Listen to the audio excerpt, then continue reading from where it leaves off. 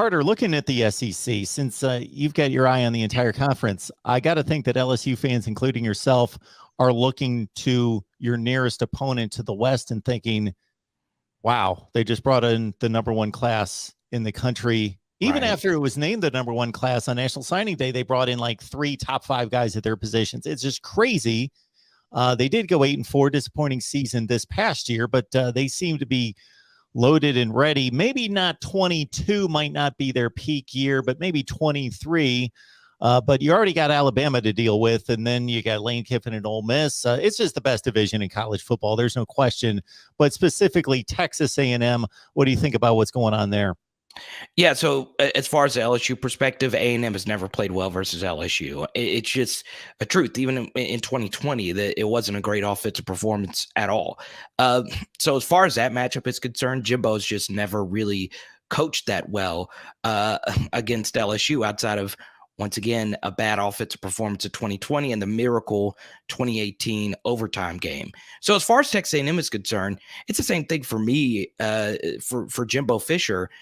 He's not really that good of a play caller, and he still calls plays. And Mark, I did a deep dive on Jimbo when the coaching decision was actually being made, because, of course, Jimbo, his relationship with Scott Woodward, and this is what was really fascinating to me, was when I looked at his offensive discrepancies from when he's coaching at Kyle Field compared to when he's not coaching at Kyle Field, it is ridiculous how inept the Texas A&M offense looks on the road. And I know that every Texas A&M fan is nodding in agreement. So until that gets fixed and until he actually gets better quarterback play, A&M's not going to be better than a 9-3, 10-2 type of team.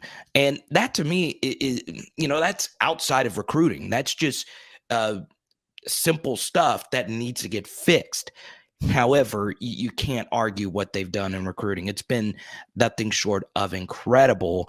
But this is a question I want to ask you, Mark. Okay, I'm going to flip the script, and I'm going to look at you right now. Okay, what's very interesting is all these 5-star recruits are coming back, right? Or coming into the program, and they're all 5 stars, and they know they could play wherever they want year one, but they're not all going to be able to play year one at Texas A&M. So with the transfer portal rules being the way that they are now, I could see a lot of these 5 stars that get into Texas A&M. They don't play right away. I could easily see them pack their bags quickly as well, right?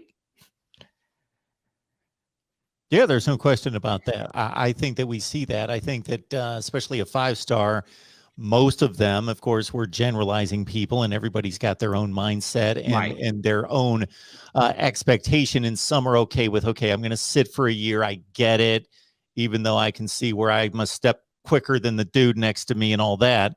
Right. I'll be patient, but others will bolt after a year and say, I'm out of here. If I don't see the right things and I'm not hearing the right things, maybe into spring practice, I'm going to get out of here. We're going to see our next big swing into the transfer portal, obviously, after spring practice. But yeah, we could be a year away from a big defection class there at Texas A&M. I would not be surprised at that. Yeah, and this is something else that's really interesting. Is like I view some of the guys in their class as underrated compared to the 5 stars. So take I believe his name is Chris Marshall. I really like him a lot. I think he's going to be big. I think A&M got some real receivers. Obviously, Evan Stewart is phenomenal. And that's where they've really been lacking, right? The outside playmakers. And they barely missed out on Brian Thomas Jr., who had a really good true freshman season for LSU. So, I hope I got that right. Stewart and Marshall. I think I'm right about that. I think you're there. They really have some impressive players. Now, this is where it's going to get even more interesting between A&M and LSU.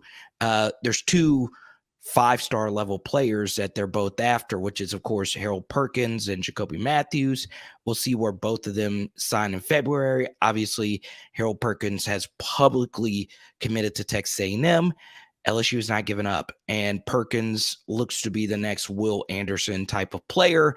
And you see what Will Anderson has done for Alabama.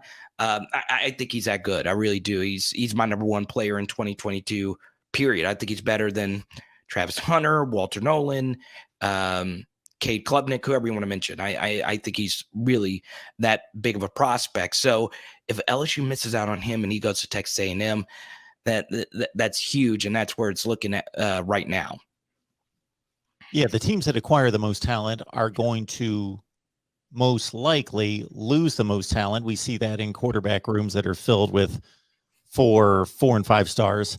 But still, you want to acquire the most talent, because once you lose it, you're still going to be in the best position. So if you follow me here, on a scale of 1 to 100, if Texas A&M's bringing in a 98 and they lose some of those guys and it levels off to an 85, that's better than bringing in an 85 that you lose a few dudes and it's a 75. So, right.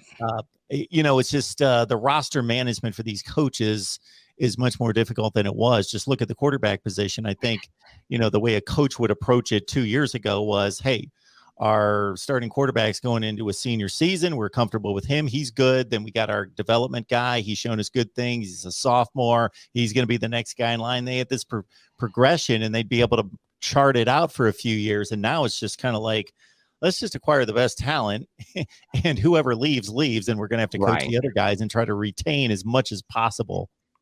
Yeah, absolutely. And this is what's going to be interesting as well. There's still some really good football players out there, right? Like take Jermaine Burton, obviously, one of the biggest transfer portal entries thus far. I mean, we're talking about a guy who was a difference maker for Georgia in the championship game.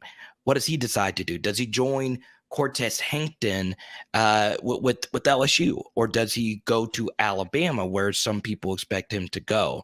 So, with the transfer portal being the way that it is now, it's just amazing how much that one player can really change things for your team, right? I just don't know if I've ever seen, Mark, a more valuable receiver at Alabama than Jameson Williams. Now, there have been better. Obviously, Devonta Smith was better.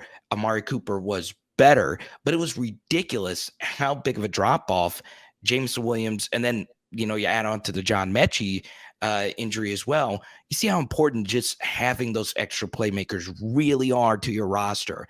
And Jermaine Burton is a real field stretcher, great route runner, and just that one player, Mark, that one player can just change so much for your roster now.